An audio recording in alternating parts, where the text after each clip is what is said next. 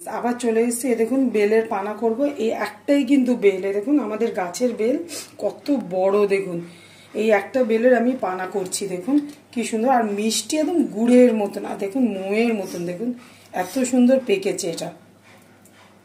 বেলের পানা বানাচ্ছি, দেখুন এত মিষ্টি, এতে চিনি দিতে হবে না। আমি ভাবছি জাস্ট একটু লবণ দেবো, বিট লবণটা দেবো, দিয়ে এটা পানা বানিয়ে নেবো। অনেকজন আছে দুধ দেয়, আমি দুধ দিই না, ইচ্ছে করলে আপনারা দুধ দিতে পারেন, তাতেও খেতে ভালো লাগবে। আর আমি এমনি একটুখানি জাস্ট অল্প একটু জল দিয়ে নিয়েছি, আর এই ছিবড়েগুলো চিপে চিপে আমি নিয়ে নেব।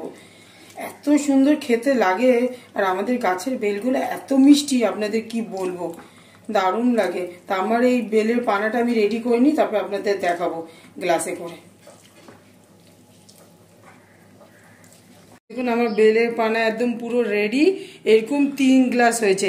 আরেকটা তো আমি ধরতে পারবো না, হাত নেই, এই দুটো হাতে আমি দুটো ধরে আপনাদের দেখাচ্ছি। তা কেরম লাগলো আমার এই বেলের পানা, অবশ্যই কিন্তু আমায় কমেন্টস করে জানাবেন। টাটা।